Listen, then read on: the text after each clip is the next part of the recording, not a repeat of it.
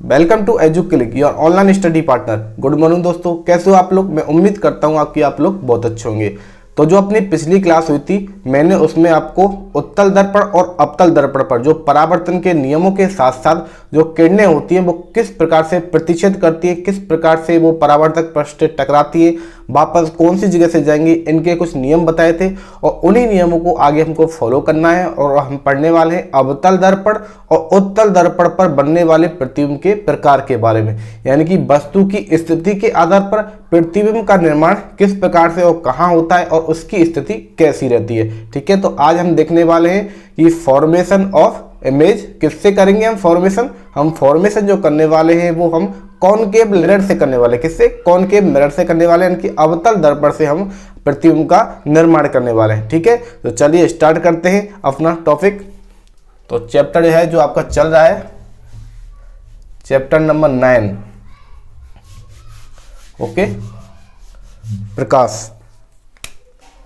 Chapter number 9 है प्रकाश, यानी कि लाइट। इसमें हम पढ़ रहे हैं प्रकाश का परावर्तन। और प्रकाश के परावर्तन में मैंने आपको नियम बताए थे, जैसे कि देख लीजिए किस प्रकार से। जैसे ये हुआ जिसका धसा हुआ भाग परावर्तक का कार्य करता है, ठीक है, और जिसके उभरे हुए भाग पर क्या कर दी जाती है, परावर्तक पॉलिश कर दी जाती है। तो ये होता है अवतल दर्पण। ठीक है, अवतल दर्पण से मैं आपको वो नियमों को समझा देता हूँ। तो मैंने आपको बताया था, देखिए अवतल दर्पण का ये हो जाता है वक्रता केंद्र यानी कि सी, और ये मिड में हो जाता है फोकस। ठीक है, और ये हो जाता है ध्रुव। तो मैंने क्या बताया था कि जब कोई भी किरण मुख्य अक्ष के समांतर यानी कि वक्रता केंद्र और ध्रुव को मिलाने वाली रेखा होती है वो मुख्य अक्ष कहलाती है। इसके समांतर जब कोई किरण आती है और टकराती है इस परावर्तक पृष्ठ से, तो वो वापस टकराने के बाद वो गुजरती है फोकस से। किससे गुजरेगी? वो फोकस से गुजरती है। मैंने आपको पहला नियम बताया था। दूसरा नियम मैंने आपको बताया था, यदि कोई किरण फोकस से गुजरती है, कहां से गुजरती है? कोई किरण फोकस से गुजरती है। ठीक है, कहां से गुजरती है? कोई भी किरण जब फोकस से गुजरती है, चलिए फोकस से गुजर गई, ठीक है, और परावर्तक पृष्ठ से टकराने के बाद वो मुख्य अक्ष के समांतर हो जाती है। एक में नियम मैंने आपको ये बताया था। ठीक है, एक नियम मैंने आपको बताया था कि कोई भी किरण होती है वो जाती है किससे? वक्रता केंद्र से जाती है। किससे गुजरती है? वो वक्रता केंद्र से गुजरती है। तो टकराने के बाद वो वापस उसी दिशा में लौट आती है। ठीक है, एक नियम मैंने आपको ये बताया था। और एक नियम मैंने आपको बताया था, यदि कोई भी किरण होती है वो तिर्यक रूप से किससे टकराती है? तिर्यक रूप से टकराती है। किसके साथ? वो परावर्तक पृष्ठ से टकराती है और टकराने के बाद वो वापस उसी दिशा में वापस होती है। किसके साथ? एक कोण बनाकर, एक एंगल बनाकर, परावर्तन कोण के साथ वो वापस आ जाती है। यानी कि जितने डिग्री के कोण पर वो तिर्यक रूप से आपतित होती है, उतने ही डिग्री के कोण पर वो क्या हो जाती है? परावर्तित हो जाती है। तो ये कुल मिला के मैंने आपको 4 नियम बताए थे। ठीक है, तो एक बार मैंने आपको ये रिवाइज करवा दिए। तो आज जो हम पढ़ने वाले हैं वो पढ़ेंगे कि अवतल दर्पण से प्रतिबिंब का निर्माण कैसे होता है। मैं आपको अलग अलग स्थिति के आधार पर बताऊंगा कि अलग अलग स्थिति के आधार पर अवतल दर्पण से प्रतिबिंब का निर्माण कैसे होता है। यानी कि अवतल दर्पण पर हम वस्तु को रखेंगे अलग अलग स्थिति पर। ठीक है, कभी अनंत में रखेंगे, कभी वक्रता केंद्र पर, कभी फोकस पर, और कभी इनके बीच में रखेंगे। अब देखेंगे कि इनसे प्रतिबिंब का निर्माण होता है, इमेज फॉर्मेशन होती है, वो किस प्रकार से होता है। ठीक है, चलिए तो स्टार्ट करते हैं। जो मैंने अभी आपको नियम बताए, इन नियमों को आपको याद रखना है और इन्हीं नियमों के आधार पर हम क्या करेंगे? प्रतिबिंब का निर्माण करेंगे। ठीक है, चाहे वो अवतल दर्पण हो चाहे वो उत्तल दर्पण हो। ओके, तो जो अपना जो आज का टॉपिक है वो हम करने वाले हैं अवतल दर्पण से। किससे? अवतल दर्पण से प्रतिबिंब का निर्माण। प्रतिबिंब कहा जाता है इमेज को, प्रतिबिंब का निर्माण, और बिंब कहा जाता है बॉडी को, यानी कि वस्तु को। ये आपको याद रखना है। इमेज फॉर्मेशन करना है किससे? हमको कॉनकेव मिरर से करना है। चलिए तो देखिए किस प्रकार से करना है। मैं आपको पहले कुछ स्थिति बता देता हूं कि कौन कौन सी स्थिति पर हमको वस्तु रखना है। चलिए, पहली बात, सबसे पहले हमने वस्तु को रखना है अनंत पर। कहां पर? अनंत पर रखना है। अनंत पर क्या है? वस्तु रखी हुई है। ठीक है, अनंत पर वस्तु रखी, अनंत पर मतलब इनफाइनाइट पर वस्तु रखी हुई है, यानी कि कहां पर रखी है हमको पता नहीं है। ठीक है, बहुत दूर रखी हुई है, कहां पर रखी है उसके बारे में हमको पता नहीं है, तो उसको हम लिखते हैं अनंत लिखते हैं। ठीक है, चलिए दूसरी हम कंडीशन की यदि हम बात करें, दूसरी कंडीशन देखिए, मैंने आपको सबसे पहले एक डायग्राम बना देता हूँ जिससे आपको समझने में काफी आसानी होगी। देखिए अवतल दर्पण की बात करें तो ये अवतल दर्पण बन गया, धसा हुआ भाग परावर्तक का कार्य करता है। ये इसका ध्रुव हो गया, ध्रुव से सीधा ये हो गया वक्रता केंद्र यानी कि सी, इसके बीच में हो गया फोकस। चलिए देखिए हमने वस्तु को अनंत पर रखा है। अनंत का मतलब होता है कि इस दर्पण के लेफ्ट साइड में कितनी दूर पर रखा है हमको पता नहीं है, यानी कि वो वस्तु है वो वक्रता केंद्र के बाईं तरफ स्थित होगी और काफी दूर जाकर स्थित होगी, लेकिन उस जगह की एग्जैक्ट वैल्यू हमको पता नहीं है कि एग्जैक्ट कितनी डिस्टेंस पर वो वस्तु रखी हुई है, उसके बारे में हमको पता नहीं है। तो वस्तु इस सी के करीब इधर स्थित होगी, कहां पर होगी ये पता नहीं है। ठीक है, तो पहली कंडीशन तो हम इस प्रकार से लेते हैं। दूसरी कंडीशन और आगे वाली कंडीशन हमेशा ऐसी लेनी है हमको कि हम इधर की साइड से ऐसे ऐसे चलते आएंगे आगे तरफ, कहां तक, ध्रुव तक चलते आएंगे। कैसे रखना है, पहले अनंत पर हो गई, ठीक है, फिर दूसरी हम रखेंगे अनंत और वक्रता केंद्र के बीच में हो गई, चाहे यहां पर रख लेते हैं, ये वस्तु बन गई। तीसरी जो वस्तु की जो स्थिति देखते हैं वो हम तीसरी वस्तु लेते हैं, हमने वक्रता केंद्र के ऊपर ले लिया। चौथी कंडीशन लेते हैं हम कि वक्रता केंद्र और फोकस के बीच में ले लिया, ठीक है। पांचवी हम कंडीशन लेते हैं कि हमने फोकस पे ही ले लिया, ओके। और छठवीं हम कंडीशन लेते हैं कि हमने कहां पर ले लिया, फोकस और ध्रुव के बीच में वस्तु को रख लिया। तो इस प्रकार से टोटल 6 कंडीशन बनती है। कौन कौन सी, पहली अनंत पर, दूसरी कंडीशन बनती है अनंत तथा वक्रता केंद्र के बीच, वक्रता केंद्र के बीच वस्तु रखी है। सबके बारे में बताऊंगा एक एक करके डायग्राम बना के, ओके, तो परेशान मत होना। अनंत तथा वक्रता केंद्र के बीच में रखी हुई। अब हम तीसरी कंडीशन लेते हैं कि जो वस्तु है वो वक्रता केंद्र पर ही रखी हुई है, ठीक है, वक्रता केंद्र पर ही स्थित है। चलिए चौथी यदि हम कंडीशन की बात करें तो आगे बढ़िए, वक्रता केंद्र और फोकस के मध्य स्थित है, वक्रता केंद्र एवं फोकस के मध्य स्थित है। और बिल्कुल आसानी से इस तरह समझाऊंगा कि आप कभी नहीं भूल पाओगे, ओके। हम पांचवी जो कंडीशन लेते हैं, आगे बढ़ते हैं। अब हम लेते हैं यहां पर रखिए पहले वक्रता केंद्र और फोकस के मध्य स्थित है। अब बात करते हैं कि वस्तु है वो फोकस पर ही रखी हुई है, कहां पर, फोकस केंद्र पर ही, फोकस पर ही क्या है, स्थित है। चलिए छठवीं जो कंडीशन लेते हैं अब और आगे बढ़ते हैं, फोकस और ध्रुव के मध्य रखी हुई है, फोकस एवं ध्रुव के मध्य स्थित है, मध्य स्थित है। तो टोटल हमने 6 कंडीशन बनाई और 6 कंडीशन के आधार पर हम देखेंगे कि इन अलग अलग स्थिति पर वस्तु से प्रतिबिंब का निर्माण किस प्रकार से होता है, ठीक है। चलिए तो सबसे पहले हम बात करते हैं अनंत की, बात करते हैं कि वस्तु है वो अनंत पर रखी हुई है। जब वस्तु अनंत पर रखी हुई है तो हमको पता ही नहीं कि वस्तु की एग्जैक्ट स्थिति है कि निश्चित उसकी जो दशा है वो कहां पर रखी हुई है, उसकी स्थिति के बारे में हमें कुछ भी नहीं पता है। जब हमको पता नहीं है तो हम एक बात बताइए, कोई भी वस्तु आपको हमेशा याद रखना है कि कोई भी वस्तु हमें कब दिखाई देगी, जब उससे क्या होगी, टकराने के बाद प्रकाश किरणें हमारी आंखों पर पड़ती हैं, ठीक है। अब यहां पर टकराने के लिए परावर्तक पृष्ठ तो है मिरर, कौन है, मिरर, और वस्तु है वो क्या है, वस्तु है वो दूर रखी हुई है और वस्तु से निकलती है किरण, ठीक है। वस्तु से किरण निकलेंगी, परावर्तक पृष्ठ से टकराएंगी और वो हमारे आंखों पर आएंगी, तब हमको पता चलेगा कि इस जगह पर क्या है, वस्तु का प्रतिबिंब बनने वाला है। तो हम यहाँ पर क्या देखते हैं कि वस्तु कहां पर है, अनंत पर है। तो वस्तु अनंत पर है तो हमको पता ही नहीं है कि वस्तु कहां पर है, ठीक है, हमको पता ही नहीं है कि वस्तु कहां पर है। तो खुद आइडिया लगा लीजिए, ये कौन सा दर्पण पढ़ रहे हैं, अवतल दर्पण, अवतल दर्पण जिसका दशा भाग परावर्तक का कार्य करता है और ओवरे भाग पर परावर्तक पॉलिश की जाती है एल्युमिनियम और सिल्वर की, ये आप सोच सकते हो, ठीक है। चलिए अनंत पर वस्तु रखी हुई है, तो अनंत पर जब वस्तु रखी होगी तो किस प्रकार से प्रतिबिंब का निर्माण होगा, आपको पहले एक बार मैं डायरेक्टली बता देता हूं कि किस प्रकार से। देखिए जब भी बात अनंत की आती है, मैंने आपको पिछली क्लास में बताया था कि जब भी बात अनंत की आती है आपको हमेशा याद रखना है, हमको फोकस से रिलेट करना है, किससे, फोकस से रिलेट करना। देखिए मैं आपको बता देता हूं कि अनंत पर जब वस्तु रखी होती है तो प्रतिबिंब बनता है फोकस पर। कहां पर बनेगा प्रतिबिंब, फोकस पर बनता है, ठीक है। अनंत तथा वक्रता केंद्र के बीच में जब वस्तु होती है, जब बात आती है अनंत की, तो हमको रखना है फोकस, फोकस तथा वक्रता केंद्र के बीच में ही बनेगा, फोकस तथा वक्रता केंद्र के मध्य ही बनेगा प्रतिबिंब, ठीक है।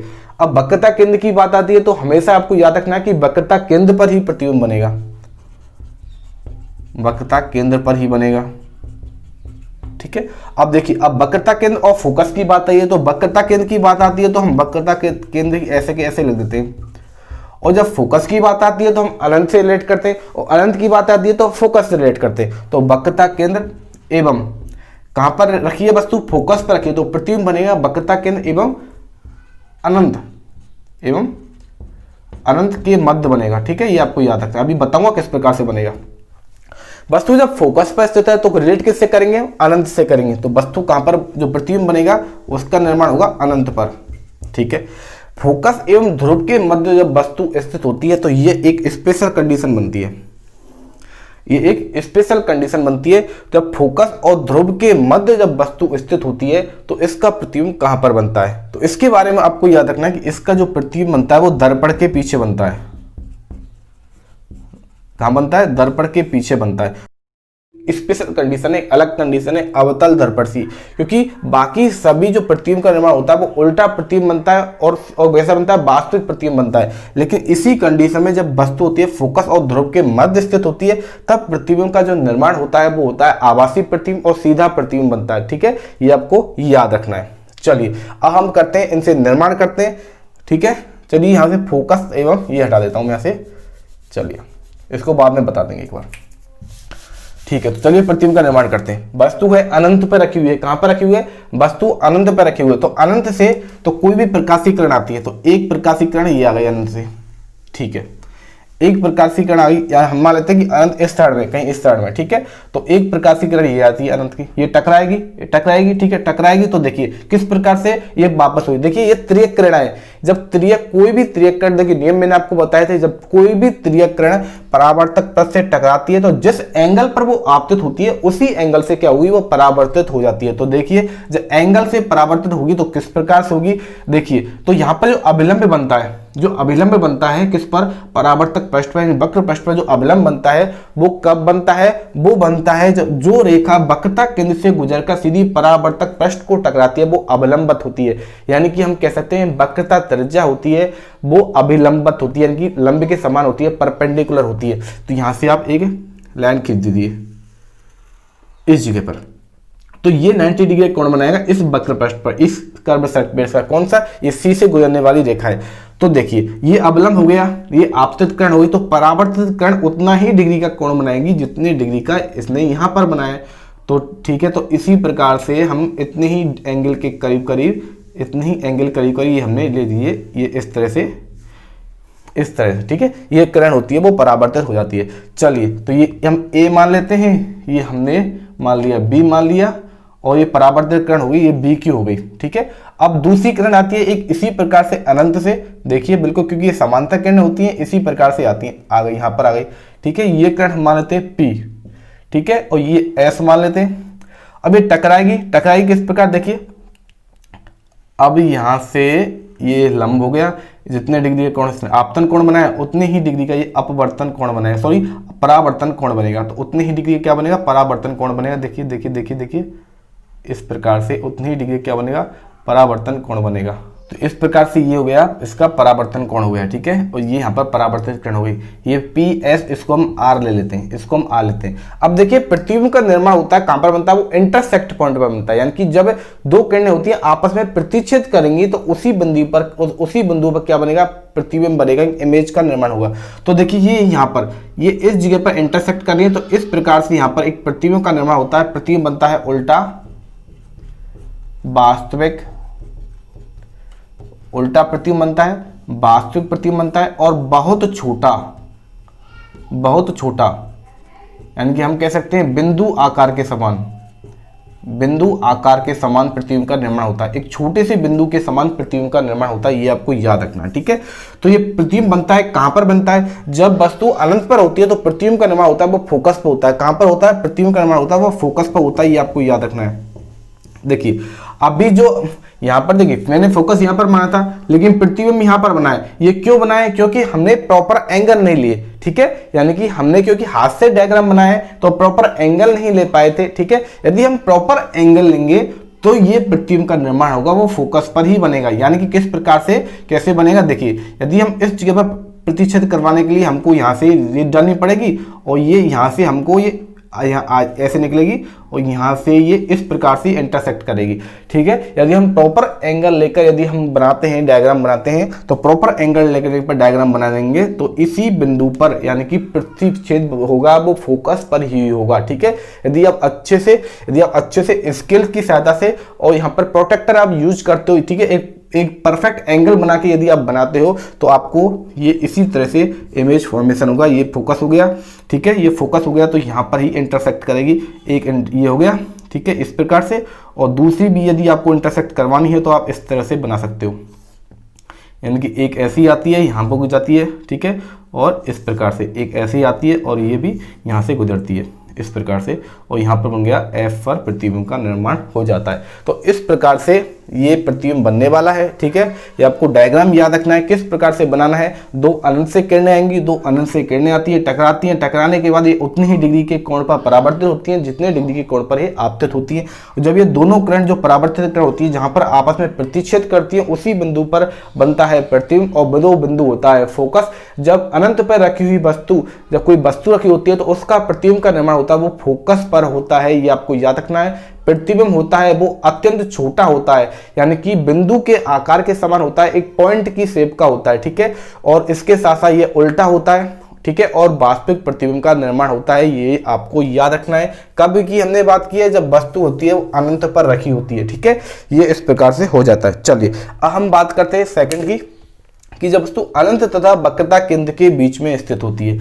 चलिए यहां से हटा देते हैं इस प्रकार से।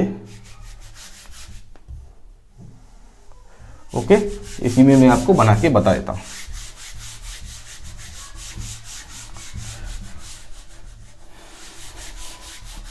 चलिए, ये हो गया ध्रुव, और ये इस प्रकार से ये हो गया वक्रता केंद्र, और ये हो गया फोकस।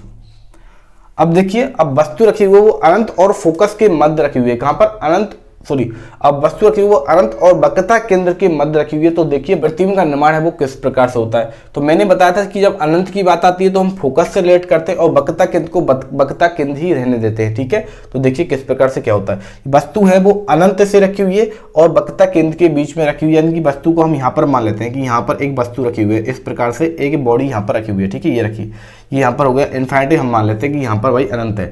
अनंत और वक्रता केंद्र के बीच में वस्तु स्थित है। तो नियम लगा दीजिए। देखिए पहला नियम क्या कहता है कि कोई भी किरण जो मुख्य अक्ष के समांतर होती है वो कहाँ से गुजरेगी, वो गुजरेगी फोकस से। तो फोकस से गुजार दीजिए, ये गुजर गई। ठीक है, कोई किरण जब मुख्य अक्ष के समांतर होती है तो वो फोकस से गुजरती है।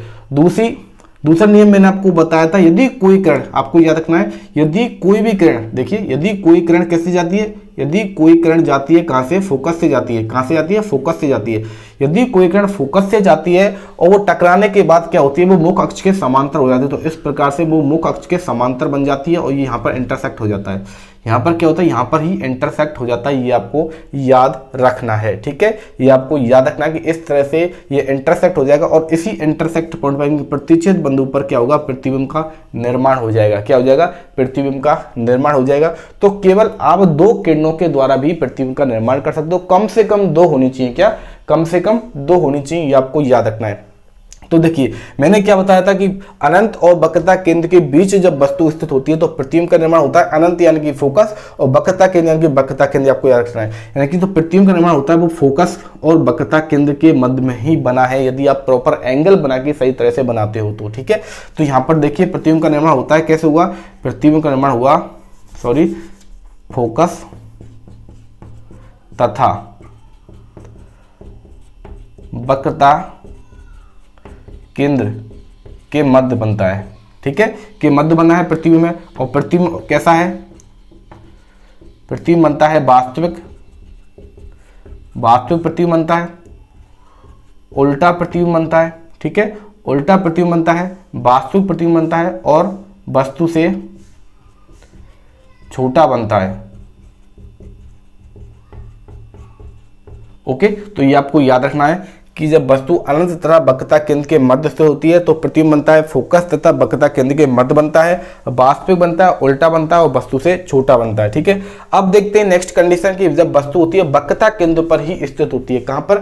हमको सी पर ही वस्तु को स्थित करना है। जब वस्तु वक्रता केंद्र पर ही स्थित होती है तो किस प्रकार से इमेज फॉर्मेशन होती है, यानी कि प्रतिबिंब का निर्माण होता है, इसके बारे में हम देख लेते हैं। ठीक है, चलिए मैं आपको डायग्राम से समझा देता हूँ। देखिए, ये भी यहाँ से हटा देते हैं, वापस से बनाएंगे। ये हो गया सी और यहाँ पर हो जाता है एफ, ये आपको याद रखना है।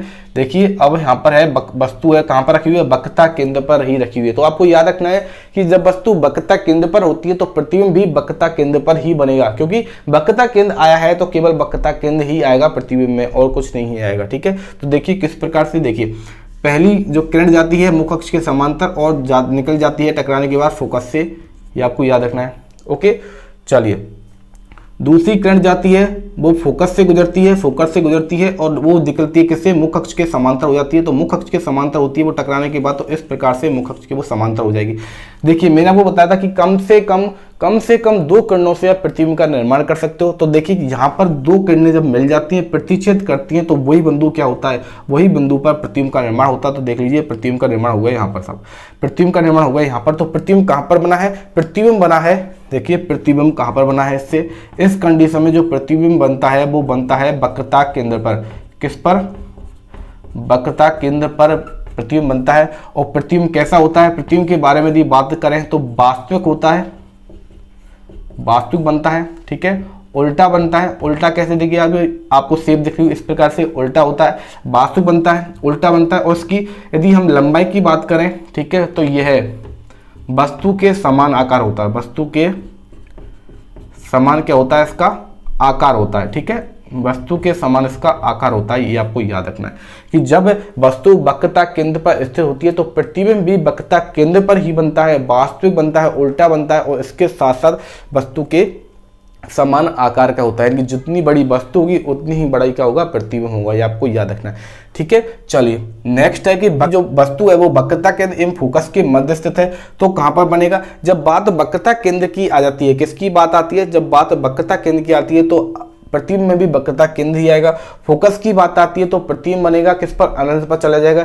यानी कि अब बनने वाला है वक्रता केंद्र तथा अनंत के बीच बनेगा प्रतिबिंब। यानी कि ये वक्रता केंद्र और इधर अनंत, तो यहाँ पर बनेगा प्रतिबिंब। और वस्तु कहाँ पर रखी हुई है? वस्तु रखी हुई है वक्रता केंद्र और फोकस की मध्य, यहाँ पर रखी हुई है। तो इस प्रकार से देखते हैं कैसे बनता है। ओके, ये मैं समझा देता हूँ आपको, ये एक बार मैं मिटा देता हूँ। ठीक है, चलिए ये यहाँ से हटा देते हैं।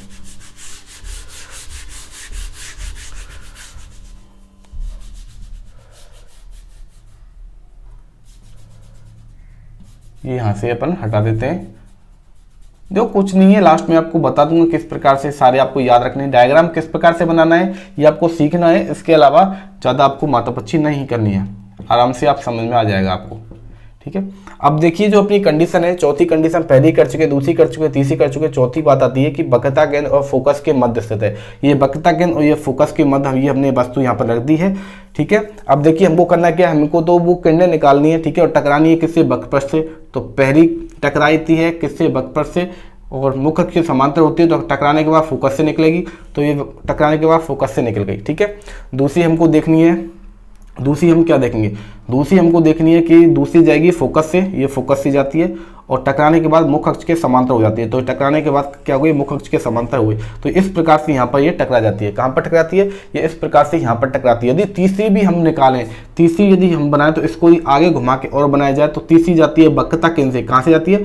वक्रता केंद्र से जाती है इस प्रकार से, और टकराने के बाद वापस उसी दिशा में लौट आती है। तो यहाँ पर कहीं ना कहीं ये इंटरसेक्ट हो जाएगी, यहाँ पर एक कहीं ना कहीं इंटरसेक्ट हो जाएगी। तो इस प्रकार से जो प्रतिबिंब का निर्माण होगा वो इस जगह पर होगा।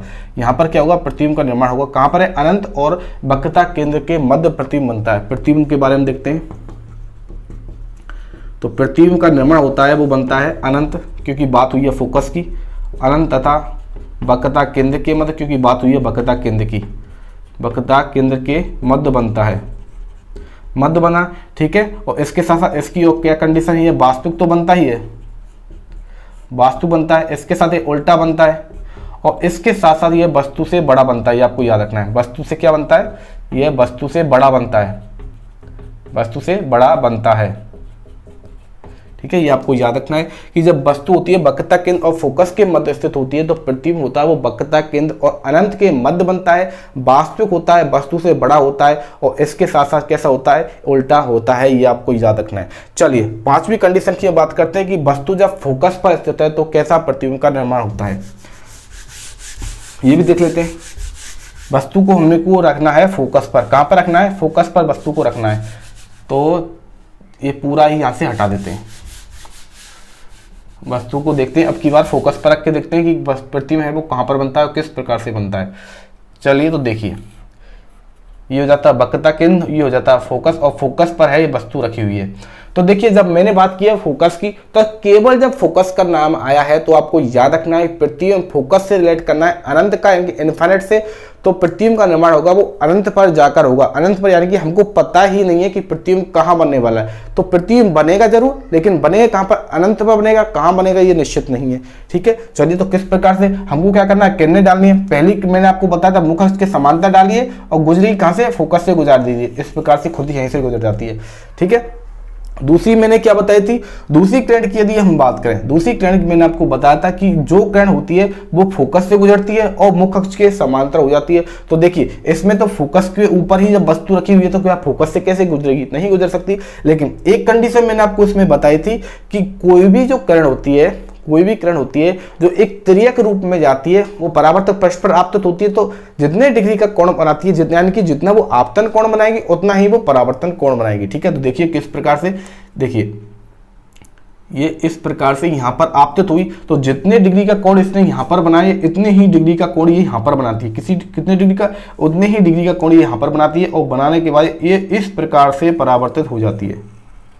ठीक है, अब आप क्या, आपको लग रहा है कि ये कहीं पर प्रतिच्छेद करने वाले, आपको लग रहा है कि ये कहीं पर प्रतिच्छेद कर सकते, नहीं कर सकते। जब ये कहीं पर प्रतिच्छेद नहीं कर सकते इसका मतलब है, लेकिन करेंगे तो जरूर, कहाँ करेंगे ये पता नहीं है, तो हम मान लेते हैं कि ये प्रतिच्छेद करते अनंत पर। तो जब जहां पर प्रतिच्छेद करेंगे तो वहीं पर क्या होगा, प्रतिबिंब का निर्माण होगा। तो आप सोच लीजिए जब प्रतिच्छेद इन्होंने अनंत पर किया है तो प्रतिबिंब भी बनेगा अनंत पर, यानी कि जब वस्तु फोकस पर स्थित होती है, आपको याद रखना है जब वस्तु फोकस पर स्थित होती है तो जो प्रतिबिंब जो बनता है वो कहाँ बनता है, अनंत पर बनता है, अनंत पर बनता है। और इस प्रतिबिंब की और क्या कंडीशन होती है, यह वास्तविक तो होता है, वास्तविक होता है, उल्टा बनता है और इसके साथ साथ वस्तु से अत्यधिक बड़ा बनता है, अत्यधिक बड़ा बनता है। ठीक है, ये आपको याद रखना है। ओके, तो अब देखते हैं लास्ट वाला रह गया है जो एक स्पेशल मैंने आपको केस बताया था कि जब वस्तु है फोकस और ध्रुव के बीच में रखी हुई है। चलिए तो वो भी देख लेते हैं एक बार। तो इस प्रकार से पूरा इमेज फॉर्मेशन हो जाएगा आपका। ठीक है, कॉनकेव मिरर से। लास्ट में समरी मैंने आपको बता दूंगा इसमें कि किस प्रकार से आपको ये याद रखने हैं, वैसे एक बार तो बता चुका हूं। चलिए अब हमको वस्तु पर रखना है, वस्तु को रखना है फोकस और ध्रुव के मध्य। तो ये हो गया फोकस और ये हो गया ध्रुव और इसके मध्य है ये, हम यहाँ पर हमने ये वस्तु रख ली है। ठीक है, इस प्रकार से वस्तु हमने रख ली है। तो देखिए जब बात हुई है फोकस की तो आपको याद रखना है कि स्पेशल केस है। ठीक है, स्पेशल केस है, तो स्पेशल केस में हम देखते हैं कि आखिर होता क्या है। देखिए एक किरण आती है मुख्य अक्ष के समांतर, ठीक है, मुख्य अक्ष के समांतर आती है और वो टकराने के बाद कहाँ से गुजरेगी, वो टकराने के बाद फोकस से गुजरेगी। तो देखिए फोकस से कैसे गुजरती है, इस प्रकार से फोकस से गुजर गई। चलिए कोई बात नहीं। अब देखिए फोकस से किरण आती है, कोई यदि किरण फोकस से आती है तो वो तो आ नहीं सकती क्योंकि वस्तु है वो आगे रखी हुई है। तो एक दूसरी है वही वाली कि एक किरण यहाँ से निकलती है और ठीक है, और वो ध्रुव पर आपतित होती है और जितने डिग्री का कोण बनाती है वो आपतन कोण उतने डिग्री पर क्या होती है, वो परावर्तित हो जाती है। क्या हो जाती है, वो उतनी ही डिग्री पर क्या हो जाती है, परावर्तित हो जाती है। तो इस प्रकार से ये किरण बन जाती है। ठीक है, लेकिन ये किरण यहाँ पर जाके तो कहीं नहीं मिलती। यदि इनको दर्पण के पीछे की तरफ बढ़ा के देखा जाए, इनको दर्पण के पीछे की तरफ बढ़ा कर देखा जाए, इस प्रकार से दर्पण के पीछे की तरफ बढ़ा कर देखा जाए तो यहाँ पर ये इंटरसेक्ट करती हैं और यहाँ पर ये इंटरसेक्ट करेंगी, प्रतिच्छेद करेंगी, वहीं पर क्या बनेगा, प्रतिबिंब बन जाएगा, वहीं पर प्रतिबिंब बन जाएगा। तो अब देखिए जो प्रतिबिंब बनता है, मैंने आपको एक केस बताया था कि यह केस एक ही केस है जो स्पेशल केस है। इसी केस में जो प्रतिबिंब बनता है वो कहाँ पर बनता है, देखिए कहाँ पर बना है, प्रतिबिंब बना है दर्पण के पीछे। कहाँ बना है, दर्पण के पीछे। प्रतिबिंब का निर्माण होता है दर्पण के पीछे बनता है। इसके साथ साथ इसकी विशेषता क्या होती है, यह वास्तविक नहीं होता क्योंकि इसको हमने पीछे बढ़ा है, तो हमको क्या लगा कि ये मिलती हुई प्रतीत हो रही है, यानी कि दर्पण के पीछे मिलती हुई प्रतीत हो रही है। ये मिलती नहीं है, ये मिलती हुई प्रतीत होती है। तो प्रतिबिंब कैसा बना, आभासी यानी कि इमेजिनरी है, आभासी प्रतिबिंब का निर्माण होता है। प्रतिबिंब कैसा है, वस्तु से बड़ा है, वस्तु से बड़ा है, और क्या है, सीधा है। देखिए अवतल दर्पण में केवल यही एक सिचुएशन ऐसी होती है कि जिसके अंदर प्रतिबिंब होता है आभासी बनता है और सीधा बनता है। बाकी हर एक केस में जो प्रतिबिंब होता है वो कैसा बनता है, वास्तविक बनता है और उल्टा बनता है। ये आपको याद रखना है। केवल जब वस्तु ध्रुव और फोकस के मध्य स्थित होती है, ठीक है, स्पेशली कह रहा हूं आपको ये याद रखना है कि जब वस्तु ध्रुव और फोकस के मध्य स्थित होती है तो प्रतिबिंब बनता है, सीधा बनता है और आभासी बनता है, ठीक है, और वस्तु से बड़ा तो बनता है और दर्पण के पीछे बनता है। ये आपको याद रखना है। तो इस प्रकार से अपने सारे केस कंप्लीट हो जाते हैं किसके, अवतल दर्पण से प्रतिबिंब के निर्माण के। एक बार मैं आपको समझा देता हूं, ठीक है, फिर से कि किस प्रकार से ये आए। चलिए डायग्राम से आपने समझ लिया है, ठीक है।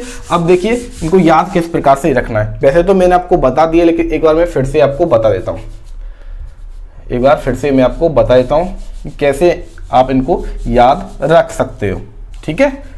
चलिए देखो करना क्या है, मैंने आपको बताया था हमारे पास केवल पढ़ने के लिए 6 केस है, ठीक है, यानी कि 6 स्थिति हैं, ठीक है। इन 6 स्थितियों पर हमको वस्तु को रखना है और इनसे प्रतिबिंब का निर्माण देखना है कि कहां पर प्रतिबिंब बनता है।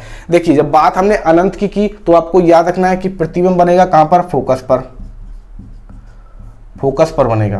कैसा बनेगा, बोल सकते हैं कि बिंदु आकार का, यानी कि अत्यंत छोटा, अत्यधिक कैसा बनेगा, छोटा बनेगा, ठीक है। इसके साथ साथ उल्टा बनेगा, वास्तविक बनेगा,